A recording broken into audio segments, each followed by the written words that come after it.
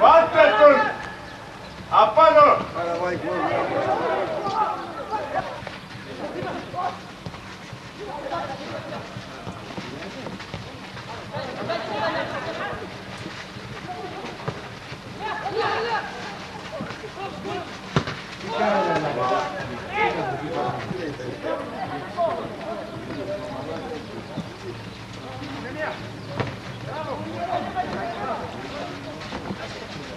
Άμα περάσε. Μέσα! Μία παιδί μου!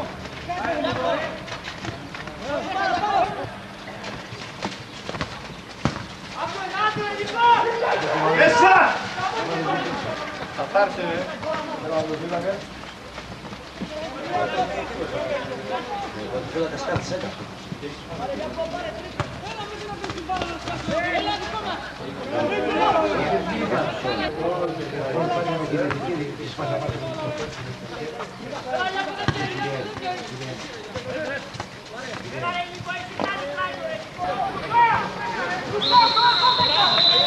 Πώς του κόβεις, πώς να πες. Γιατί να τους δώσεις, κακώς του δείχνει. Τι να τους κάνουμε.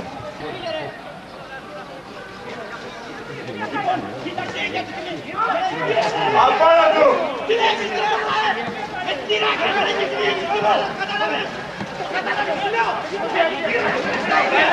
Καβαλέκα! Θα τα πούμε! Τα κουλαράκια σου λάτα! Πάρα φύγουμε!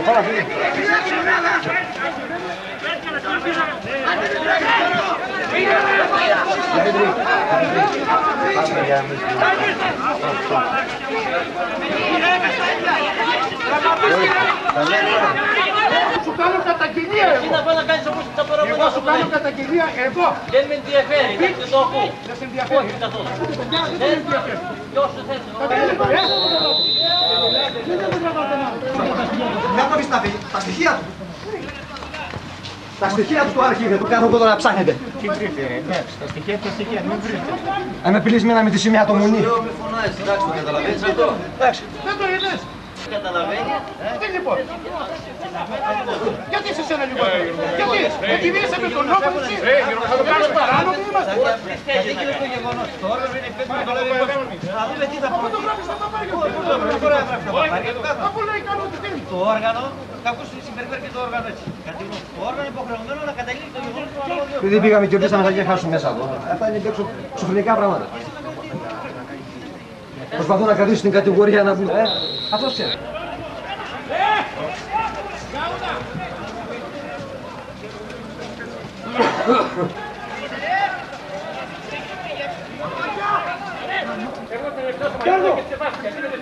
Έβγαλος. Και ο Λιανός. Έβγαλε παιδιά που. Άντε παιδιά, έβγαλε. Δεν μιλάω, δεν μιλάω. Δεν μιλάω.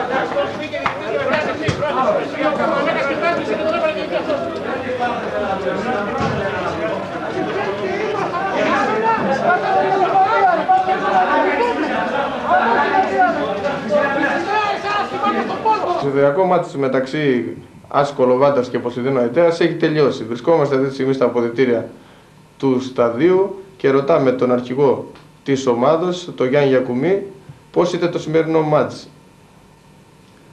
Το σημερινό μάτς ήταν κρίσιμο και για τις δύο ομάδες που κινδυνεύουν άμεσα με υποβιβασμό. Η ποιότητα του ποδοσφαίρου δεν ήταν καλή, λόγω των κακών καιρικών συνθηκών που υπήρχαν κατά τη διάρκεια του αγώνος. Όμως το παιχνίδι είχε ένταση, πάθος, δύναμη, έγιναν πολλές φάσεις και στις δύο εστίες και κρίθηκε από ένα γκολ που έβαλε ο Βούλγαρης στα μέσα του πρώτου ημιχρόνου, ο οποίος, αν και πεσμένος στη λάσπη, παρακολούθησε τη φάση από κοντά, έκανε ένα έξυπνο σούτ και κέρδισε πέναλτι, το οποίο σούταρε ο ίδιος και σημείωσε το μοναδικό γκολ που έκρινε και τον αγώνα. Και οι δύο ομάδες είχαν από άλλες δύο περιπτώσεις που μπορούσαν να πετύχουν γκολ.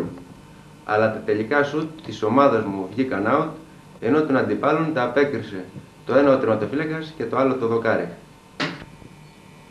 Τι σημαίνει για την ομάδα του Ποσειδώνα αυτή η νέα του επιτυχία? Πέραν των 2 βαθμών που παίρνουμε και τους οποίους έχουμε απόλυτα ανάγκη, θα ανέβουμε και ψυχολογικά και θα ατενίσουμε τα επόμενα παιχνίδια με περισσότερη αισιοδοξία. Συν το γεγονός ότι αρχίζουμε να βλέπουμε ορατή την παραμονή μας στην Α κατηγορία. Προς το τέλος του αγώνα σημειώθηκαν ορισμένα λυπηρά επεισόδια. Πώς σχολιάζετε αυτά τα επεισόδια εις βάρος του διαιτητή και γενικά του αγώνα? Τα επεισόδια είναι θλιβερά. Ξεκίνησαν από ασήμοντα αφορμή και από έλλειψη ψυχραιμίας και σοβαρότητας των αντιπάλων μας. Δεν είναι δυνατόν η αλλαγή στο κτύπημα ενός αράουτ να προκαλεί τέτοιας έκτασης επεισόδια.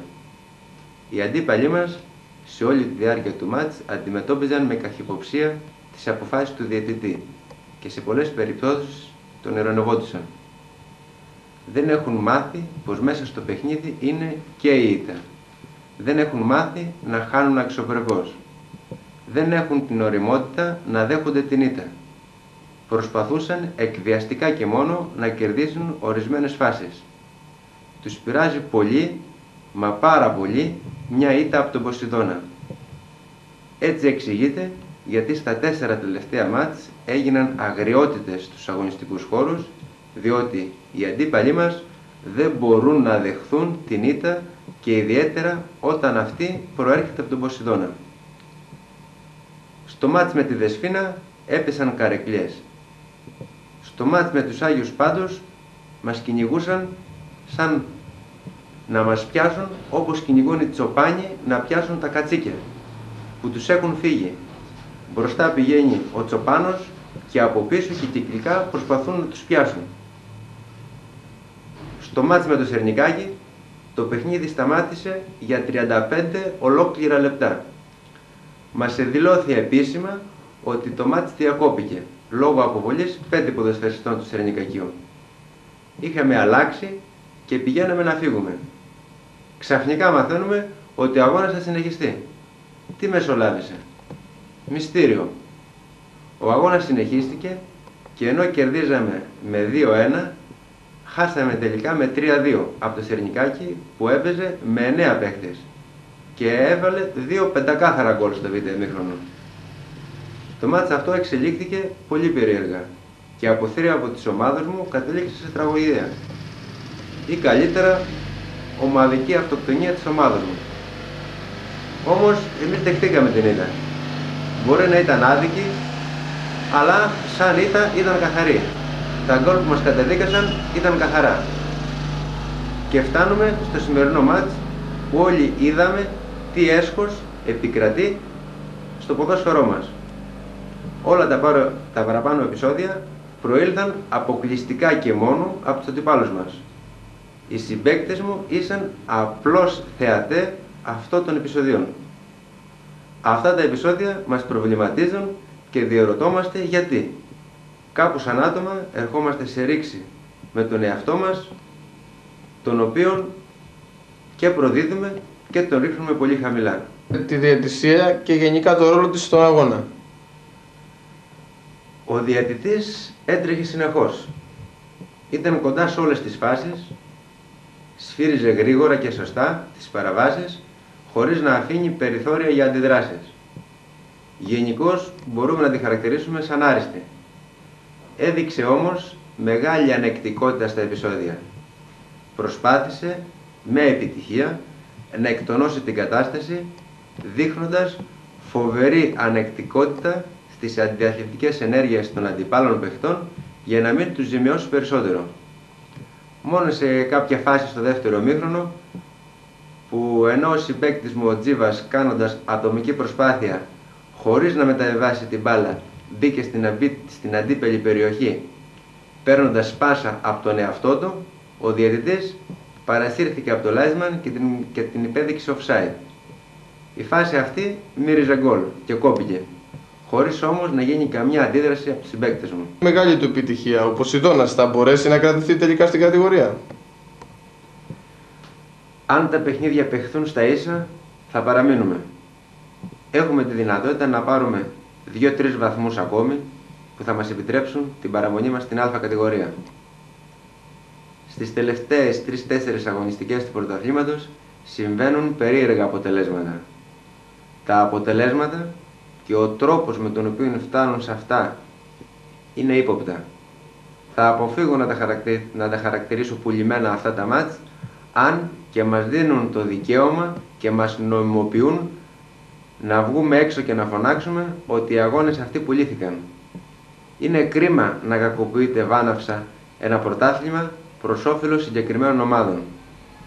Εκεί αισθάνεσαι πίκρα και απογοήτευση, αισθάνεσαι προδομένος με το χειρότερο τρόπο. Υπάρχει ένα έντονο παρασκήνιο, μια φοβερή κινητικότητα για τους αγώνες των ομάδων που κινδυνεύουν. Εμείς φυσικά έχουμε παραμείνει έξω από αυτά τα παιχνίδια. Ούτε καν πέρασε από το μυαλό μας ότι μπορούμε να κερδίσουμε έστω και έναν βαθμό από μια ομάδα διάφορη. Δεν διεκδικούμε ούτε και ένα βαθμό αν αυτό το βαθμό δεν μπορούμε να τον κερδίσουμε μέσα στο γήπεδο. Δεν ήθελα να φτάσω μέχρι εδώ, αλλά θα σας το πω. Όλα τα μάτς της επόμενης αγωνιστικής μεταξύ των ομάδων που κινδυνεύουν έχουν φτιαχτεί. Και μιλώ για τα μάτς Βουνιχώρας Κολοβάτας και Δεσφήνας Αγίων Πάντων, τα οποία